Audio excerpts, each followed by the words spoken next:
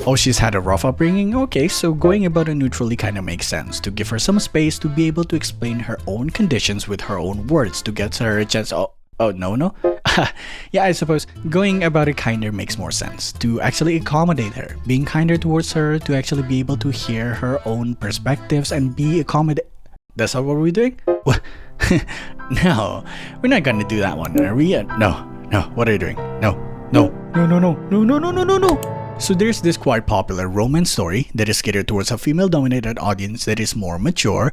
It is also a fantasy story. It is also written by South Koreans. Yes, every single subgenre is very important and it's gonna come up on the test later in the video, okay? In any case, Under the Oak Tree is catered towards a more female-dominated audience that is more mature, underline mature, which means even though it's a romance story, it's gonna progress beyond just the superficial romance stuff that you're kinda used to. It's not gonna stick to, oh, we touch hands, are we also gonna hug each other? No, they're actually gonna do the deed. They're actually gonna have sex, which is something that's gonna happen within just the first chapter, which is quite a breath of fresh air, to be honest. What is also shown in the first chapter is another trope that is quite popular within the genre: abuse main heroines. A main character that, despite looking quite pretty, grew up in such an abusive household that she barely has any social confidence left within her. She practically has the same amount of confidence as someone who just entered high school and on her first day tripped up on coming onto doing a presentation or whatever. She's super socially anxious and a lot of different, problems that comes along with growing up in an abusive household.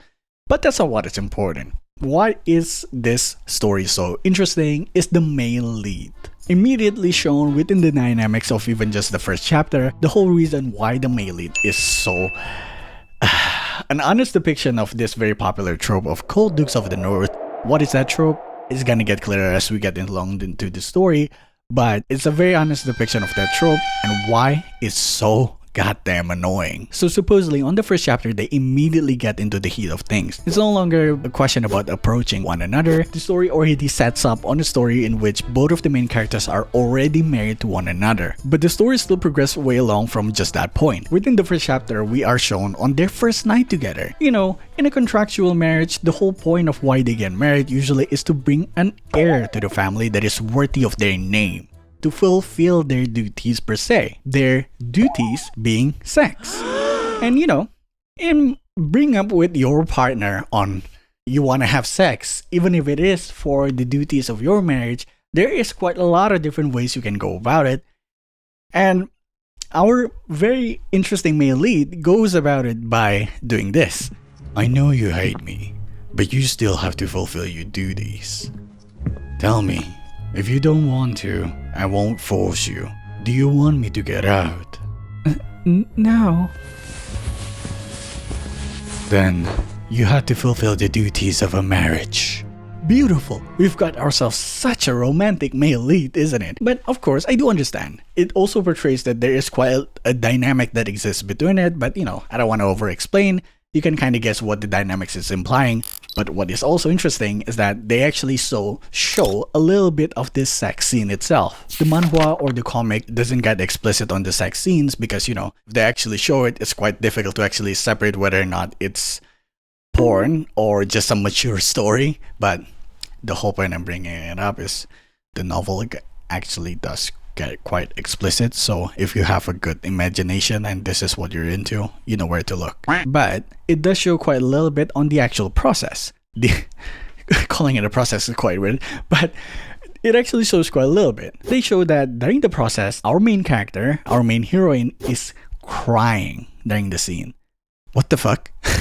Like, isn't that the biggest turn off ever? If you're having sex and your partner is literally crying, if it's a cry of pleasure, I get it, but it is clearly depicted as not a cry of pleasure. Not only that, even the depiction of the scenes itself, Riftan, which is the main lead, again, Riftan and Maxi is the main heroine, Riftan is depicted in the viewpoint of the main character because the main character of the story is Maxi. We're looking at it through her point of view. Riftan is constantly being portrayed as this kind of predator, Even though it is consensual, he did ask for permission, but it is not portrayed as if it is. And honestly, it just makes me really annoyed looking at the scene because we're feeling the emotions of the main character here, right? She's not having a great time at all. This is not a good time at all. It is constantly being implied that there is quite a lot of misconceptions going on. Maxi, our main heroine, is abused, so she has quite a lot of preconceptions and biases towards, having low social confidence, and growing up in an abusive household make her unable to see the world in more objective lens. Same ranks true for our male lead, Riftan. Riftan comes along into the marriage with his preconceptions of such a romanticized idea of marriage, and yet he is joining a marriage between two noble families, which is a contractual pre-arranged family that is joining not out of romantic interest but out of some goal, which is just the prolonging of their noble blood and etc., aristocracy stuff. And not only that, he is also coming into with a lot of conceptions on what it actually entails to be a noble woman. A lot of conceptions that seems to justify Riftan's behavior that is more aggressive in nature. Okay, sure. Like for example, in one scene, he had to change the clothes of his lover Maxi because of some reason that yada yada yada. I don't really want to get into it, but it is essentially justified within the reason. And then all of a sudden, he just comes up and say this. This is why, you noble lady, you keep collapsing all the time and being a complete bother. Like, what the fuck? This is your wife, mate. Yeah, I get it. You have these conceptions of what it means to be a noble woman and this marriage, and you coming into it with a lot of different preconceptions, yada yada yada. But you still want an healthy marriage. It is clearly displayed that that's what you wanted. But you kept on doing this stuff. Like, a healthy marriage does work both ways. Relationships need to be built both ways. You need to be kinder, and she also needs to make an effort as well. Like, okay, I suppose these miscommunications, misconceptions happen and is justified within the current background of the story, within the point of view of each characters. But one person that is seeing all this stuff within the whole lens, seeing both perspectives at the same time, us. You and me, the readers. So why are we being subjected to these behaviors that is just so frustrating to read? Like, what the heck? Okay, Riftan is being quite rough and mean towards Maxi because he has this idea that she is only coming into this marriage because she's forced by her parents and she doesn't actually want it, and she's such this very stingy, very spoiled brats of the noble families. But no, that is justified within your lens, but it is not how we see it. To us, it is still just annoying behavior that is unnecessarily rude and mean, to be honest. But yeah, I get it, to be honest. First of all, I'm not even part of the targeted demographic to begin with. I'm just a guy who's being nosy, I suppose. It is still quite understandable that Riftan is still very appealing to a certain demographic, because Riftan, in a certain lens, you can kind of categorize him as these individuals who are very assertive and dominant and have a lot of power. They are a part of the very popular trope of cold dukes of the north, cold being unfeeling but very dominant, assertive behavior and personality trait. Dukes of the north just means people with power on the northern side. Why is the northern side important? I don't actually know. Historians tell me how it actually works, but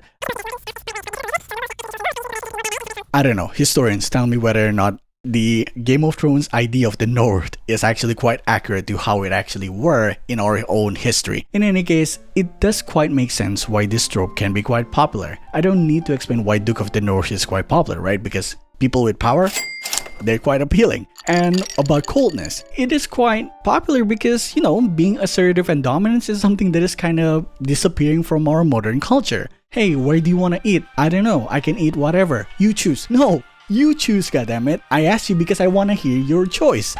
Sometimes that is how it works, not all the times, but you kind of want to see the assertive and dominance of these characters that is quite missing in our modern lives. No blaming anybody, that is just how it is. However, this very popular trope of cold dukes of the north sometimes can manifest itself to an extreme degree, as in the case of Riftan, where, to be honest, in my opinion, it is just too frustrating and annoying to read. And I'm not the only one here, because I've seen some people's opinions on this very popular romance story, and they kinda agree with me that these misconceptions are just pretty damn annoying, to be honest. But of course, it is not to the fault of the author itself. I don't even think the author is trying to create such an honest portrayal of the cold dukes of the north. It is not even that.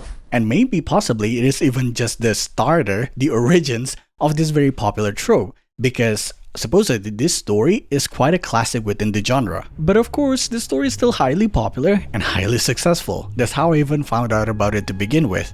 And honestly, to each genre, they will all have their own poison. A female-catered audience, romance stories will have aggressive male leads, abusive male leads, crazy male leads, obsessive male leads. But if you look up male-dominated audience media, you'll find quite a lot of NTRs, Neturares, which is stories covering cocks. And yeah, if what I've shown you so far interests you at all in the story of Riftan and Maxi for whatever reason, Underdog is the title of the story. It's quite a popular story, so I'm sure it will be fun regardless of how you feel about it. If you're a younger audience, what are you doing here? I'm sure I really clicked on that button. This story is quite a mature one, so just wait a few years, okay? Thank you so much for watching. I hope you had a great time because I sure did. You can go ahead. Oh shit. You can go ahead, like, subscribe, and share whatever if you want, and bye bye. I hope you had a great rest of your day.